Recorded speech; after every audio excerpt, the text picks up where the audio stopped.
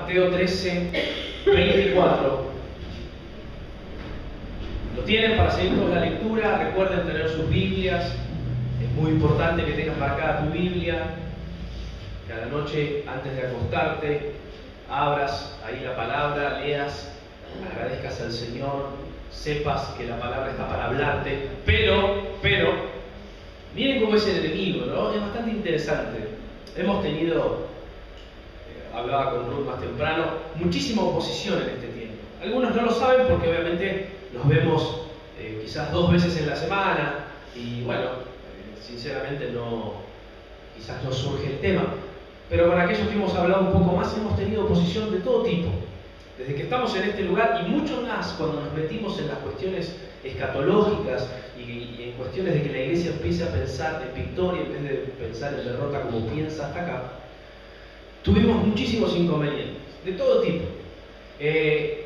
Y el domingo pasado, la palabra del domingo pasado, era una palabra que invitaba a la iglesia a un sacudimiento, a un despertar. ¿Y qué pasó? Por primera vez se grabó con un zumbido el video que siempre ponemos, que no se puede escuchar la voz. No me pregunten qué pasó. Después grabé el estudio del miércoles, que lo subí a Apocalipsis parte 8 y se grabó normal, así que no sé qué pasó, pero evidentemente el enemigo está bastante enojado con nosotros. Perdóname, se cortó la luz. Y el miércoles en el estudio bíblico, terminando, cuando me iba a meter en las bodas del Cordero, que la tuve que dar con una linterna que me alumbraba en la cara, se cortó la luz y hasta el día siguiente no se supo qué pasaba porque éramos el único lugar sin luz. Y al otro día vine, le pedí consejos a Héctor que me diera una mano, siempre estaba ¿dónde estabas? En San Martín de los Andes, así que me dio consejos a distancia. Hice todo el trabajo, cambié el disyuntor, puse una térmica y no era eso porque no prendía y después prendió solo a la tarde. Volvió sola la luz a la tarde, yo había dejado la térmica alta y me fui porque dije esto no funciona. Y al otro día, esto lo hice el jueves, por eso para que ustedes se den cuenta de lo que pasa, y al viernes venían los del aire acondicionado, que como llovió, no vine. Así que yo estaba acá y mi mamá se me ocurrió hacer un llamadito por teléfono a Whirlpool. No, aparte la señora me dijo, no, lo que tenía lluvia normal técnico. Ah, bueno, gracias, le dije. Yo no tenía ni idea, ni nadie me avisó, pero yo estaba acá a las 9 de la mañana, que saben, primero llovía, ¿no? El viernes a la mañana llovía muchísimo en este lugar. O sea que hemos tenido gran oposición. Y bueno, es de esperar. La palabra realmente dice que el enemigo se opone, el enemigo está para eso, para oponerse. Y Pablo cuenta que en alguno de sus viajes dice que no pudo ir a visitar a la iglesia porque Satanás lo había estorbado. No precisa demasiado qué había pasado, pero si tuvo que suspender un viaje por un estorbo de Satanás, evidentemente el enemigo se había ensañado en algo en particular con él. Bueno, nosotros estamos viviendo un tiempo parecido, donde las cosas no salen como uno pretende. Desde las cosas que uno empieza como iglesia hasta las cosas que uno coloca sencillas como un aire acondicionado, como hicimos un cambio acá con la luz y también se corta la luz. No sabemos, no le encontramos toda la vuelta, pero no importa. Eso no va a hacer que nosotros nos callemos. El miércoles, yo estoy sin voz, como verán, el miércoles tampoco estaba medio resfriado y terminé obviamente sin el micrófono porque se había cortado todo como podíamos, pero vamos a seguir hablando de lo que hay que hablar. Alguno está dispuesto a callarse, a decir, bueno, no está bien, nos callamos la boca. Si el enemigo quiere que no hablemos más de esto y que nos metamos a hablar de cualquier otra pavada, ¿alguno se quiere callar? Yo no me voy a callar. Voy a seguir hablando con lo que me queda de voz, pero voy a seguir hablando. ¿Tenés entonces Mateo 13, 24? Sí. Para los que no vinieron el domingo pasado, quiero contarte algo muy breve de lo que vimos porque está unido a esto. Y el Señor nos habló como iglesia lo siguiente. Primero, que es un tiempo donde algunos están viviendo un falso relajamiento. Como ¿no? Pero que cada tanto a uno le pasa eso, ¿no? Uno, no sé, entra en un trabajo nuevo y primero, ¿no? Va todo arreglado, llega el jefe, lo saluda. Y después de un tiempo es como que, ¿no? El jefe ya sé que él no llega hasta media hora después, así que yo llego 10 minutos tarde. Y a veces entramos en esas cosas. Y los cristianos, lamentablemente, y esto es lo que sí lamento, lo hacemos primeramente con la iglesia. Lo hacemos primeramente con las cosas del Señor. ¿Por qué? Porque en el trabajo, si vos llegás algunas veces tarde, por ejemplo, ¿qué pasa? te sacan el presentismo, ¿no? Te repercute finalmente en el bolsillo cuando cobres el mes siguiente. Cuando uno en las cosas del reino de Dios empieza a relajarse, no se ve tan claro. No es que al mes siguiente vos ya te falta algún mango en el bolsillo, no es tan claro. Pero sin embargo empezás a adoptar un estilo de vida. Y hablábamos el otro día de donde dejas de ser íntegro. A veces uno cuando habla de integridad cree solamente que va por lo moral. Y ser íntegro significa ser responsable en todas las cosas. Esa también es una definición de integridad. Entonces, ¿qué dijimos? Que si la reunión empieza a las 11, yo llego tranquilo 10 minutos antes, ¿no? No yo llego más temprano, pero me refiero, cada uno puede llegar 10 minutos antes para tener ese tiempo de tranquilidad y no llegar, no, veo que cuando uno llega tarde a un lugar a veces llega alterado. Bueno, lo mismo cuando nos reunimos, a veces yo cito a una persona y los que saben que los he citado acá, le estoy poniendo el mismo ejemplo que puse el domingo pasado, saben que 10-15 minutos antes, salvo alguna rara excepción, yo estoy acá. Porque valoro el tiempo, porque valoro tu tiempo y porque creo responsable tener un tiempo de tranquilidad previo y no andar siempre a las corridas en lo que me transforma en una persona que no soy íntegra. Después dijimos que cuando esto sucede, y acá viene la alarma, déjame decirte que el despertador de Dios suena fuerte. ¿Alguna vez escucharon el despertador de Dios? ¿Vieron cuando uno empieza como a correrse para un costado? Y ayer nos reíamos viendo un video que en realidad es tragicómico, pero vieron que por internet hay cualquier cosa, ¿no? Vieron que hay algunos que dicen que son pastores y hay uno que le está profetizando aparentemente a otro, no sé si lo vieron, y le dice, bueno, le empieza a decir algunas cosas y le dice, pero ¿estás listo para recibir lo que el Señor tiene? ¿Estás listo para aguantar? ¿Y sabes lo que viene? ¿Sabes lo que viene? Y le pega un cachetazo. Y dice, la cachetada del Espíritu Santo. Un papelón, realmente es gracioso, entre comillas. Pero lo que quiero decir es, poniendo una analogía para que no te olvides, porque yo cuando te pongo una analogía es para que no te olvides, que los despertadores de Dios suenan fuerte. Cuando empezás a correrte, Dios te dice, guarda, dale, ojo. Después de un momento viene el vamos, te estoy diciendo. Y ese despertador te cuesta, ¿no? Pues ya es como que te duele un poquitito más, pero te despierta. Bueno, yo te sugiero que no te suene el despertador. Que puedas ver, alguna vez pasó levantarse un ratito antes del horario en que se iban a levantar, que iba a sonar y lo cortan y arrancan el día así, raro, ¿no? A mí no me pasa muy seguido. Normalmente, yo les digo, Luli entra a trabajar 8:30, nosotros nos levantamos 8:23. No me pregunten cómo llegamos, pero llegamos 8:30. Pero el despertador traten de que no suene el de Dios, porque cuando suena el despertador es porque Dios tiene que corregirnos. Dice la palabra que el Padre, al que ama, lo corrige o lo disciplina. Bueno, el despertador de Dios es eso. Hablamos el domingo pasado de las riquezas y de cuáles son las tuyas, las que te controlan, porque vimos al joven rico, ¿se acuerdan? Que se acerca afligido al Señor. Y dijimos, bueno, ¿cuál es tu riqueza? Tu riqueza no es necesariamente la plata que vos tengas en el bolsillo. De hecho, dijimos que la riqueza es algo relativo.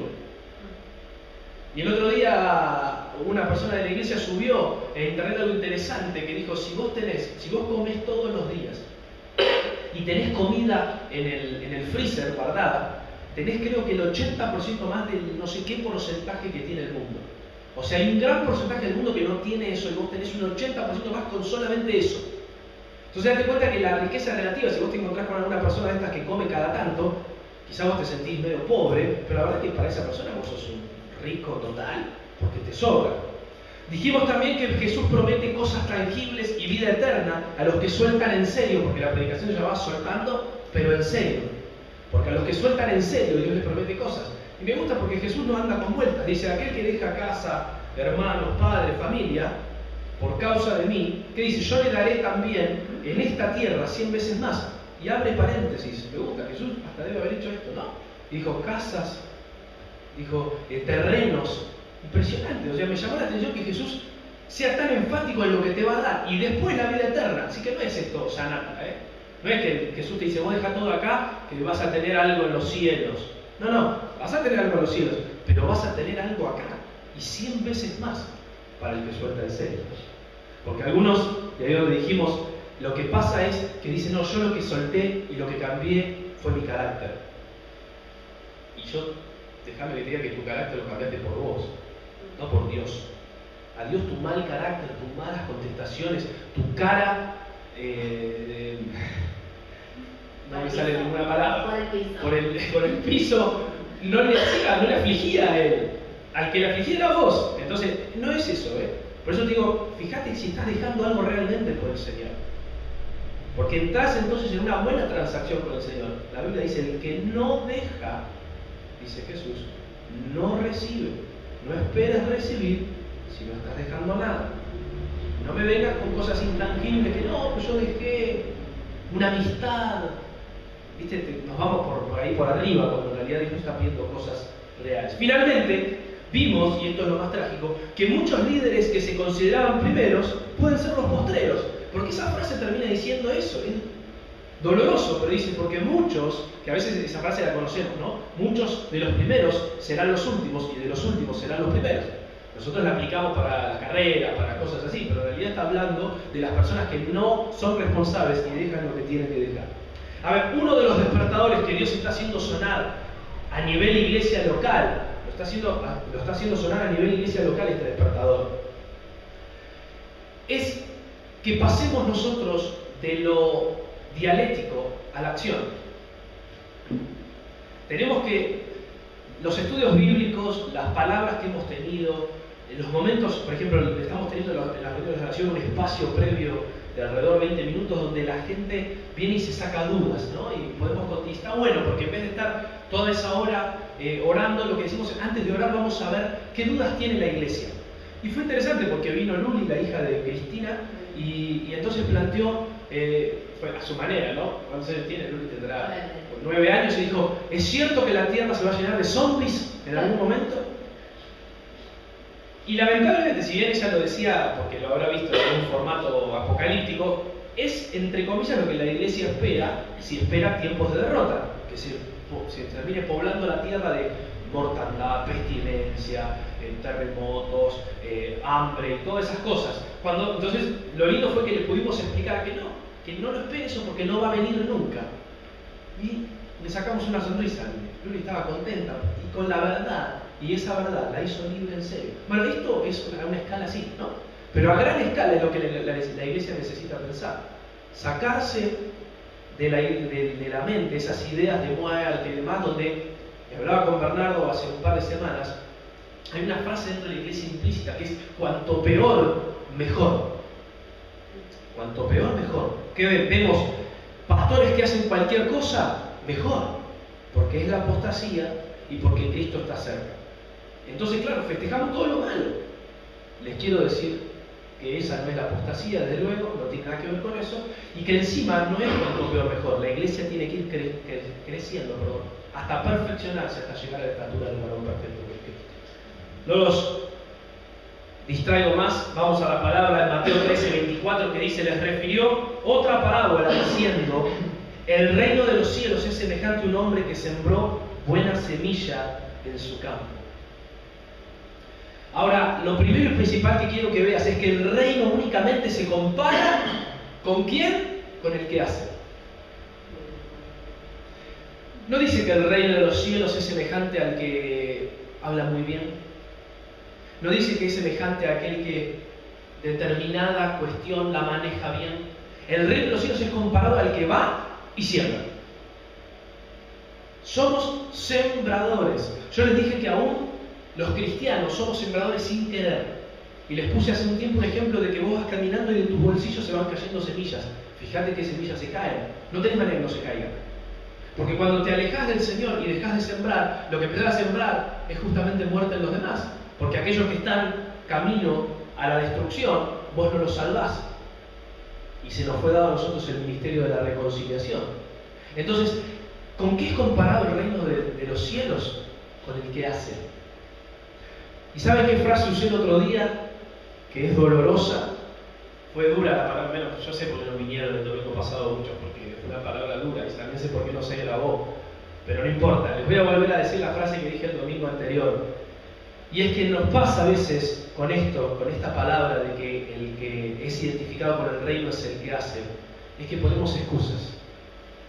Y aún ponemos excusas que son verdad, pero que no deben ser excusas para no hacer lo que el Señor nos está mandando a hacer. ¿Y sabés qué frase usé? que si sos una persona que se está convirtiendo en alguien bueno para poner excusas, finalmente no serás bueno para nada más. Te lo voy a volver a decir. Si estás volviéndote experto para poner excusas, no, porque mi familia, no, porque no, ese día porque, no, pero esto no lo hice porque, finalmente no serás bueno en nada más, porque te haces experto en poner excusas. Sabes decir todo porque no. Nunca vas a decir, no, la verdad que no. Siempre vas a tener un motivo, y hasta es más, es cierto. Pero te estás convirtiendo en un experto en poner excusas. Y para poder salir a las calles a invadir, a extender el reino de los cielos, hay que dejar las excusas a un lado. Y poníamos el ejemplo claro de Moisés, que Moisés, cuando el Señor le habla para hacer salir a su pueblo de Egipto, ¿qué le dice Moisés a Dios? Yo no puedo porque tengo problemas en el habla. ¿Cómo voy a hablar con Faraón yo? Tenés gente que habla bien, muy bien yo. ¿Era verdad o era mentira? ¿Moisés se le ocurrió esa y la tiró? No, Moisés tenía problemas en el habla. Sin embargo, Dios le dice, andá y lo que yo ponga en tu boca vos dirás. ¿Cuántas excusas que son verdad vas a tener que correr a un lado para alcanzar las cosas de Dios? ¿Te vienen a la mente alguna que dijiste? ¿En la semana te tiraste alguna? ¿A alguien te das cuenta de decir, es verdad, pero la verdad es que lo podía haber hecho igual? ¿No hacemos esas cosas? ¿O se me ocurrió esto a mí solo y no tiene nada que ver con nosotros? Tenemos que pasar a la acción. Siempre planteamos vivir una vida bajo los lineamientos del reino de Dios. ¿Sabés cuál es el primer paso? Sembrar, hacer, servir. Primer paso. En el reino de Dios, para que las cosas funcionen, hay que hacer. Dios compara al reino con el que hace. Y miren lo que dice el versículo siguiente. Pero mientras dormían los hombres, vino su enemigo y sembró cizaña entre el trigo y se fue. ¿Te acordás del falso relajamiento que te dije al comienzo? Asegúrate que si te tiraste a dormir, porque acá dice que el sembrador se tiró a dormir, hayas hecho previamente el trabajo de la siembra. ¿Saben cuántos cristianos conocí que, tomando así versículos que yo les dije, que se puede hacer exégesis de la palabra de Dios? ¿Se acuerdan que era exégesis? Ingresar al versículo y casi desmembrarlo para aprender. O se puede hacer eisegesis, que es ponerle a los versículos lo que yo quiero.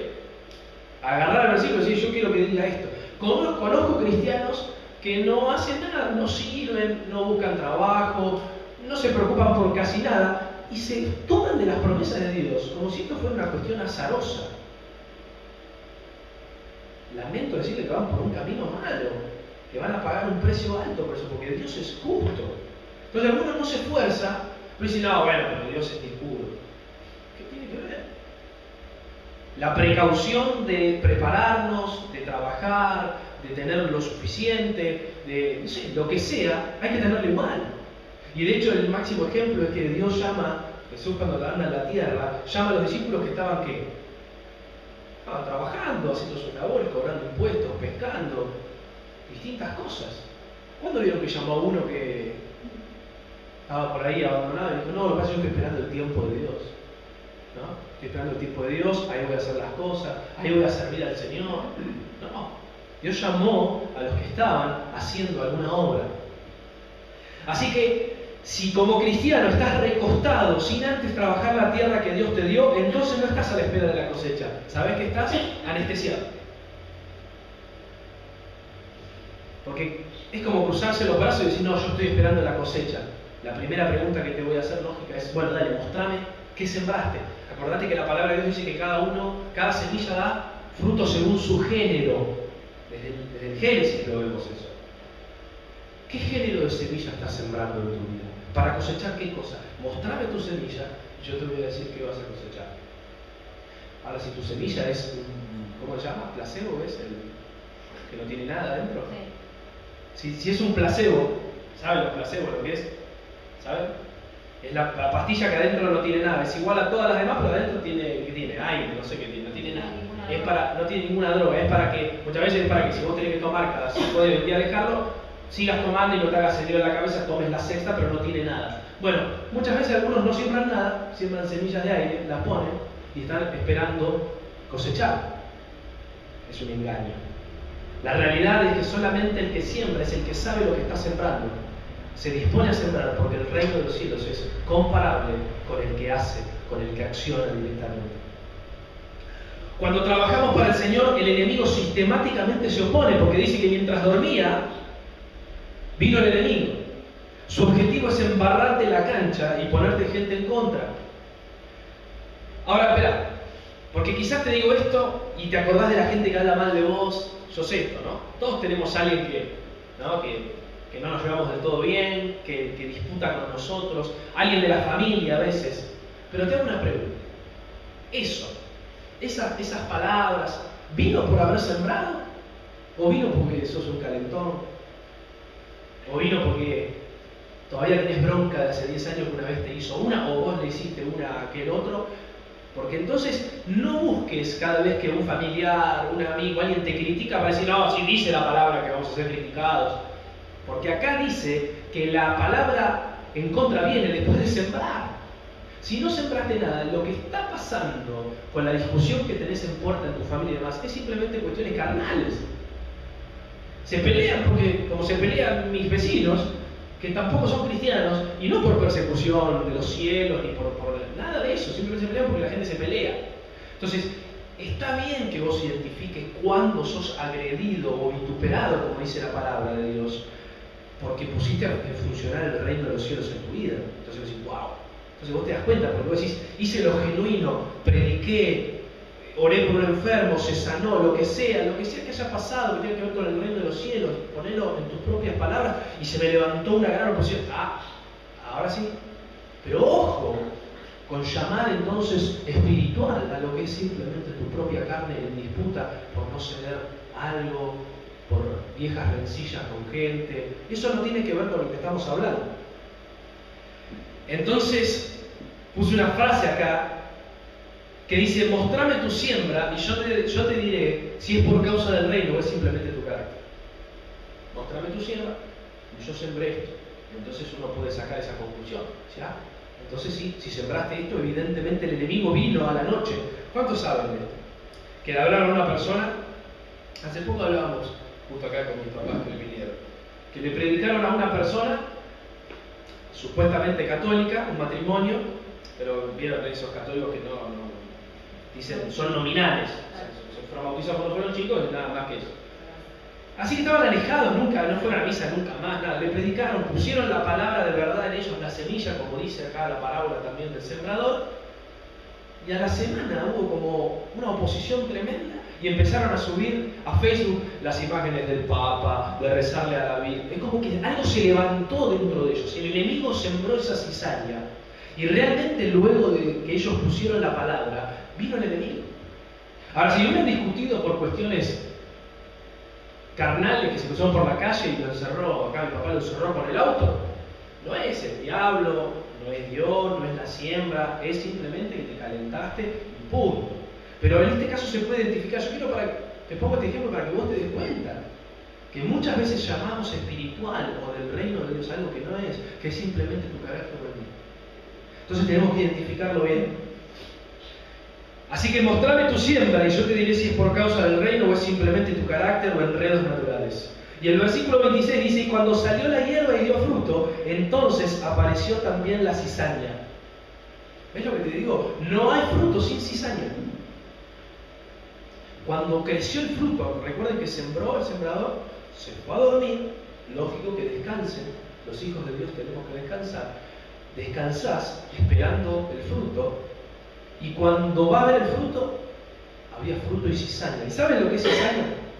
La cizaña es un tipo de espiga, la más común de las 4 especies, aristada, que crece en los campos de cereales, tan alta como el trigo y la cebada, pareciéndose al trigo. Se parece mucho al trigo la cizaña. Se aceptaba entre los judíos que se trataba de una especie degenerada de trigo. Los rabinos la denominaban la bastarda. Las semillas de esta planta son venenosas para el hombre y para los animales herbívoros, produciendo sopor, náuseas, convulsiones e incluso la muerte. Sin embargo, son inocuas para las aves. Interesante. Interesante lo que significa la cizaña, porque muchos leemos la cizaña, creemos que es algo malo que crece en el pasto, pues nos damos cuenta por el relato, pero nos damos cuenta qué es. Esa es la cizaña. Así que el enemigo viene y ¿qué es lo que planta? Algo muy parecido. Algo parecido, pero que en realidad trae convulsiones, sopor, náuseas. Miren esto. El ejemplo que les puse recién de este matrimonio al que le habían predicado, ese se parece mucho, ¿no? Hablan de Dios, dicen que Dios es el camino, pero termina provocando ese malestar que lo provoca a los hombres, precisamente. Entonces, démonos cuenta de lo que estamos sembrando, porque dice la palabra del Señor, que vienen entonces, en el versículo 27, los siervos del padre de familia y le dijeron: Señor, ¿no sembraste la buena semilla en tu campo? ¿De dónde, pues, tiene cizaña? Presten atención, léanlo ustedes ahí. Le dijeron los hombres, los siervos del padre de familia: ¿no sembraste buena semilla en tu campo? ¿De dónde, pues, tiene cizaña? Hay una etapa en tu vida donde todo se vuelve confuso. Hay un momento donde todo se empieza a poner incómodo, ¿no? Vos te imaginás, porque esto lo tenemos narrado en un par de versículos, pero esto es una cuestión de tiempo. Vos sembraste, hiciste un laburo bárbaro sembrando, saliste en el campo al rayo del sol, tuviste ahí ponerlo en términos espirituales, esto es en términos de campo, pero ponerlo en términos espirituales. Te pusiste una persona al lado, le hablaste, le ayudaste, salió de su situación, ahora está mejor en sus finanzas, no sé, lo que sea. Y después de un tiempo, porque empieza a crecer, viene y te dice: ¿no habías hecho algo bueno con esta persona? ¿No habías sembrado buena semilla en ella? Porque mira cómo está. ¿Conocen alguno que fue para atrás? ¿Conocen alguno que arrancó, le empezaron a predicar, parecía que había cambios en la persona, y de pronto te da la espalda, te rechaza, inventa cosas? Vos ves que le decís: bueno, nos juntamos en esta semana. ¿Cuál viene? Yo te aviso. Y ya. Yo te llamo. Yo te llamo, pues arreglamos, sí, nos tenemos que ver. Pero yo te aviso. Dejá que yo te avise porque estoy con muchas cosas. Pero viene, ¿no? No me dan el teléfono de línea. No me dan el teléfono de línea, pero viene, estoy bien. Pero después nos juntamos y empezás a decir: qué raro se puso todo esto. Es exactamente esta palabra, que los siervos del padre de familia vinieron y dijeron: Señor, no sembraste la buena semilla en tu campo, ¿de dónde pues tiene cizaña? Ahora, no te voy a negar que todos pasamos por ahí. Todos pasamos en nuestra vida ministerial, casi en nuestra vida en todo terreno, pero en nuestra vida ministerial todos pasamos por un momento en el que sembraste, y en el momento donde la cosecha debía ser levantada, porque este es el momento donde la cosecha está todo muy confuso. Y vienen esas voces, ¿no? Che, ¿no sembraste algo? Y vienen de los demás cerca, ¿no? Dice: bueno, la evangelista, la que iba a la iglesia, ¿y por qué te pasa esto entonces? ¿Y por qué le pasó esto a esta persona si vos... Y empiezan esas voces que quieren eliminar al sembrador. Por eso les hablaba de gran oposición para la iglesia. La iglesia, ustedes se dan cuenta, hoy se lo decía a Luz más temprano, porque a veces hay que ponerlo en perspectiva para darse cuenta. Lo tengo que decir a mí también, no crean. ¿Cuántos millones somos en Argentina? Entre 40 y 42 millones de argentinos. ¿Ustedes saben cuántos argentinos están hoy hablando, hoy y en los sucesivos días, de escatología victoriosa? Porque te lo digo así para que vos caigas. Somos 20 personas en 40 millones que hablamos de escatología victoriosa. Te da miedo, te da sopor, te parece que te comiste una cizaña después de esto. Te vinieron todos los síntomas de la cizaña todos juntos. ¿Te das cuenta de lo minúsculo que es esto, pero lo poderoso que puede ser? ¿Se dan cuenta de la analogía perfecta con la semilla del grano de mostaza? Que Jesús dice que es la más pequeña entre todas. Un día vamos a traer alguna, se pierde fácilmente, pero dice que luego se transforma en el de los árboles más grandes, donde las aves pueden hacer nidos aún en él. A ver, voy a tener un despertador. Vamos a tener un despertador. Se me está ocurriendo una buena idea. Nos tenemos que dar cuenta de lo que estamos haciendo. El otro día me decía Jaime, que hoy no está, que en Perú hay gente que lo está viendo en los videos y dice, la verdad no entienden demasiado, porque claro, es un cambio muy grande. Pero eso quiere decir que ya estás hablando de otra cosa a la gente está pensando.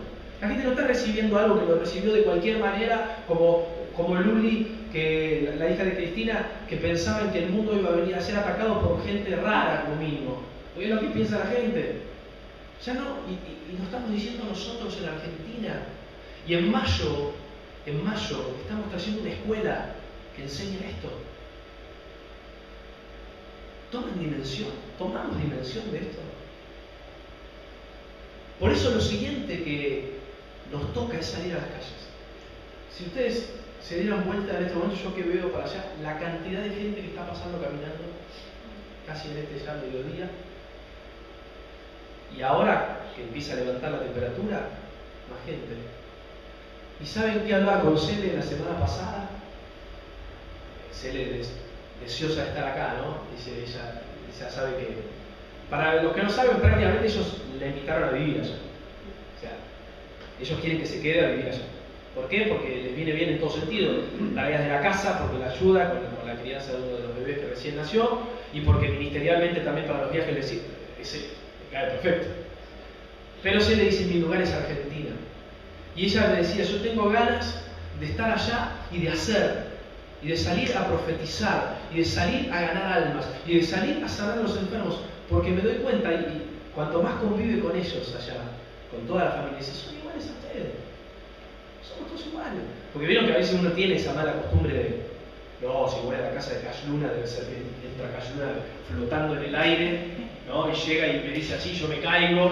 No, la gente sale a comer, hace las mismas cosas que nosotros, juega al golf, no sé, hace las mismas cosas que hace la gente. Bueno, ella está allá y se da cuenta de lo que nosotros ya sabemos, porque a veces nos cuesta, lo sabemos, pero todavía no lo tenemos tan internalizado, que es que son personas comunes y corrientes, lo único que hacen es accionar constantemente. O sea, van a tomar un café en un lado y creen que Dios les puede hablar, es más, les quiere hablar en ese momento, entonces les habla y ellos hacen. Van en el tren, bueno, no sé si viajan en tren, pero ustedes sí viajan en tren, y ven a un enfermo y dicen, esto es fácil. Dice la palabra que pondré mis manos y sanará. ¿Se entiende? En cambio nosotros lo dejamos supeditado al ministerio de la iglesia, ¿no? A que venga, no sé, Ivana y nos diga, hoy salimos a dar café, así que si hay algún enfermo. Y en la semana, y los enfermos de los lunes. Pobres los enfermos que los domingos se quedan en casa, no tienen chance con nosotros. Hay que accionar.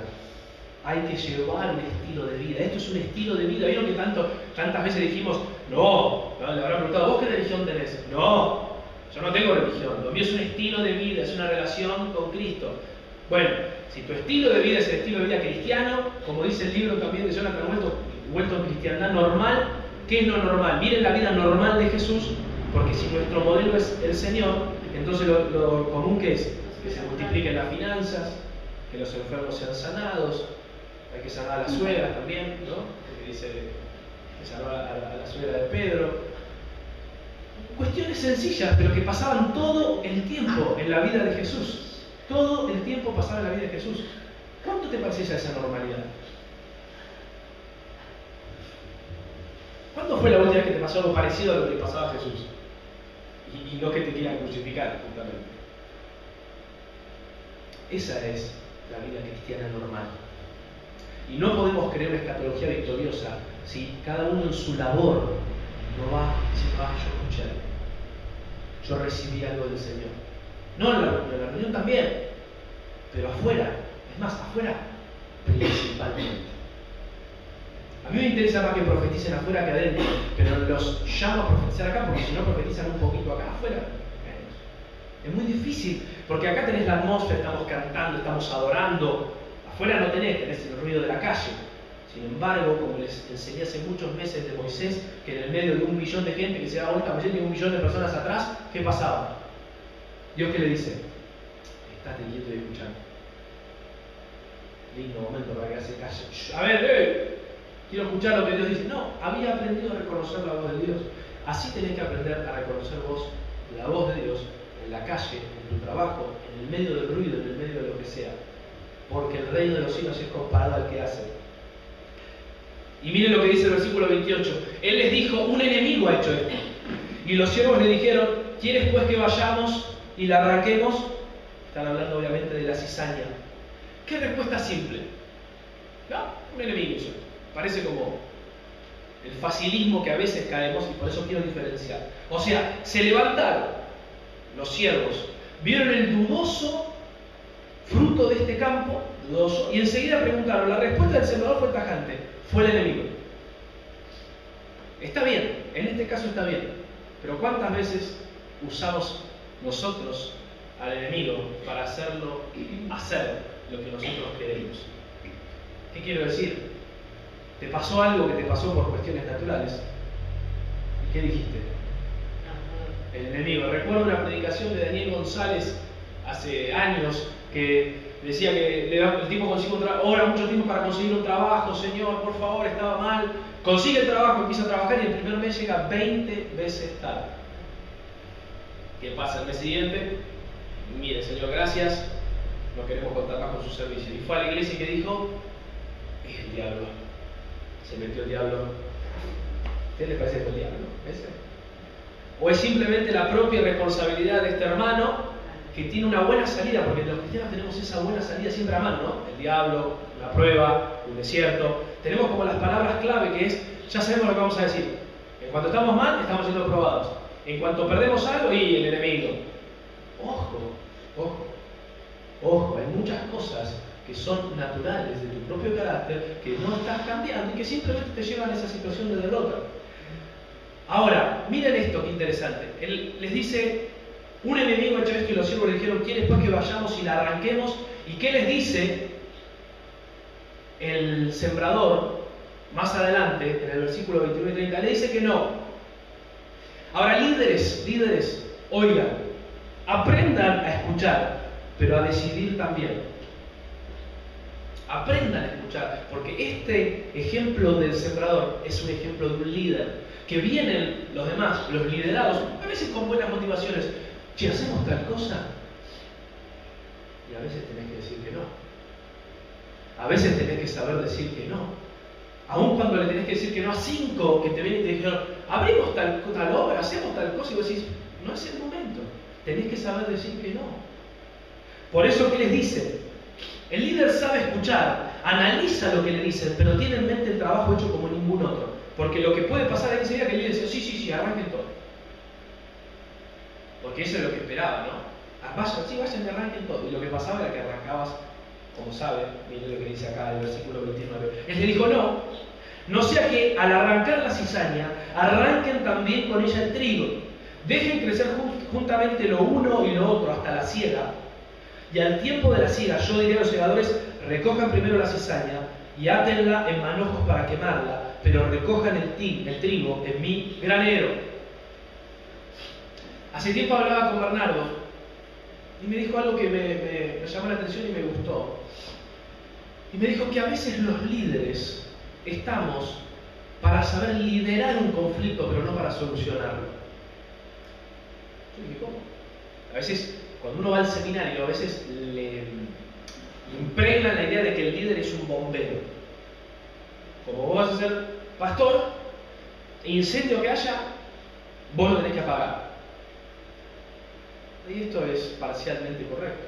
Muchas veces se presenta un conflicto, como se presentó y vos tenés que decir, no, esperen, y tenés que vivir con un conflicto latente.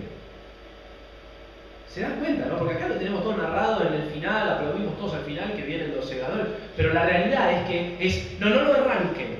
Y pasó tiempo hasta que crecía. ¿Qué quiere decir? Que mientras había fruto, había también un conflicto que había crecido. Y estaban los dos al mismo nivel porque se parecían mucho. ¿Me siguen lo que estoy diciendo?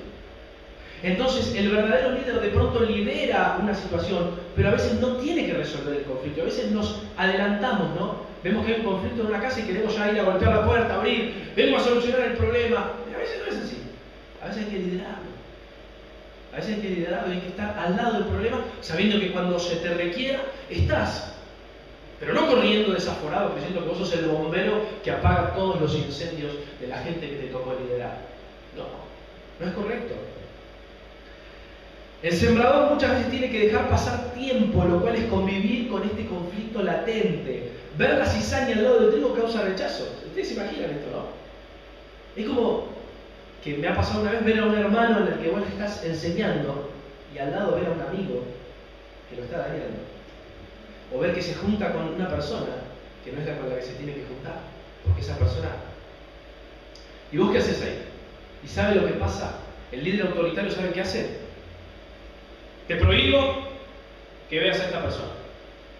Esta persona daña tu fe y te prohíbo, y se pone en un lugar, un pedestal que no le corresponde. En cambio, muchas veces el líder, ¿sabe qué hace? Sabe que esa persona que tiene al lado, el hermano al que está siguiendo, no le hace bien, pero lidera la situación.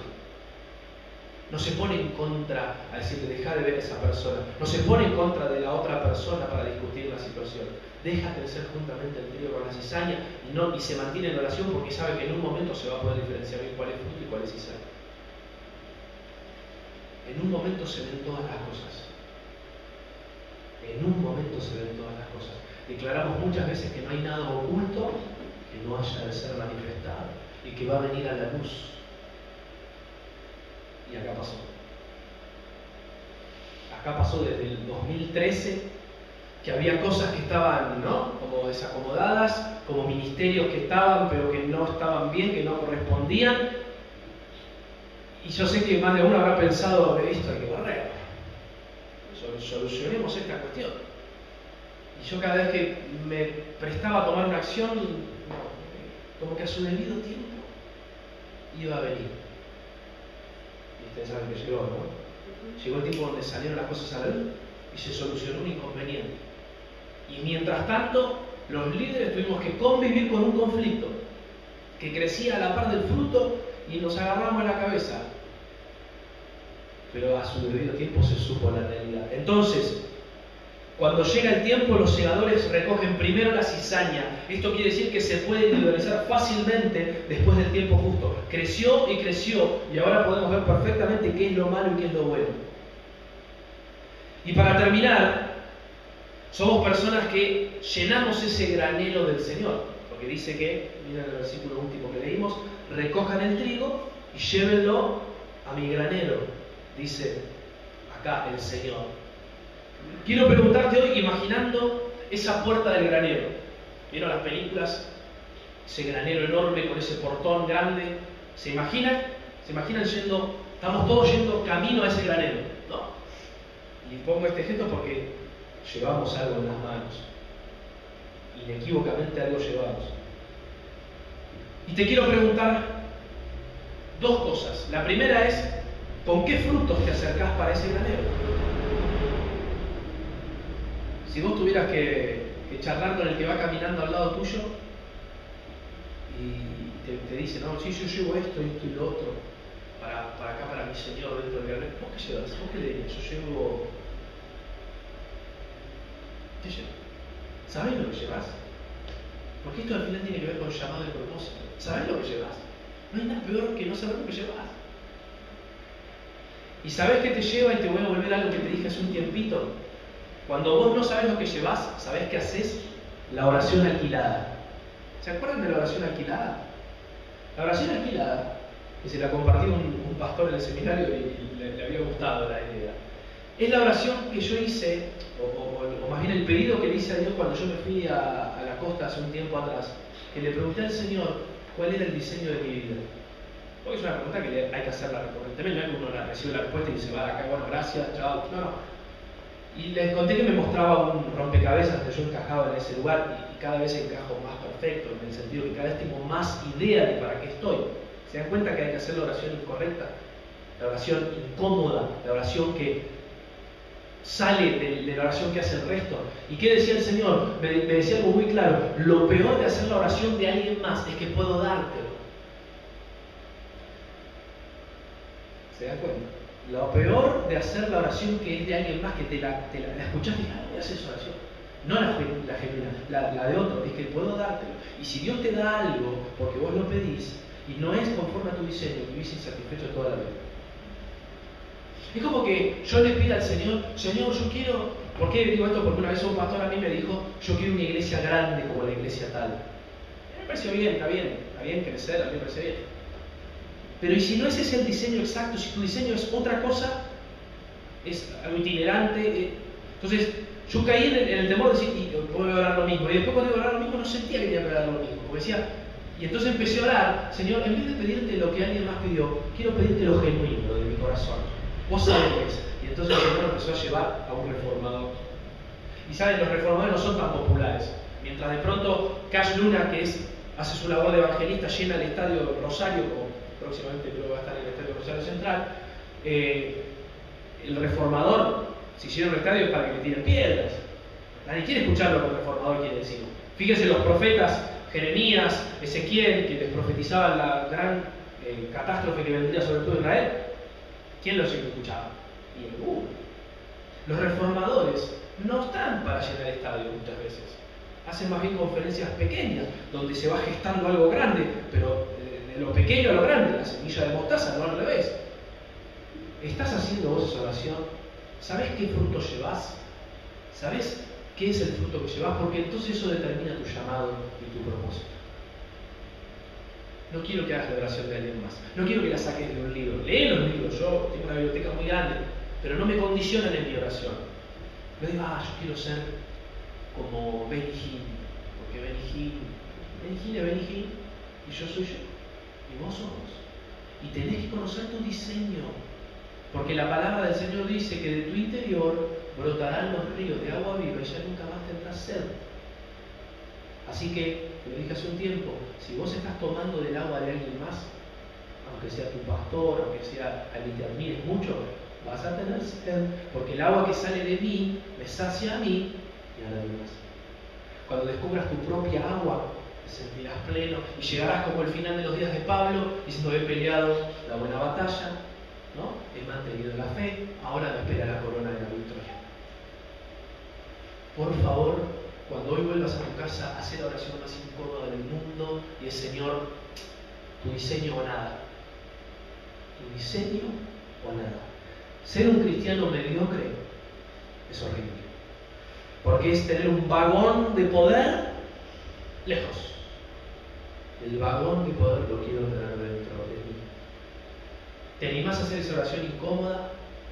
Aunque te cueste, te cuesta el descrédito, te cuesta la crítica, te cuesta. Algo te va a costar, cada uno sabrá qué le va a costar. Te va a costar años.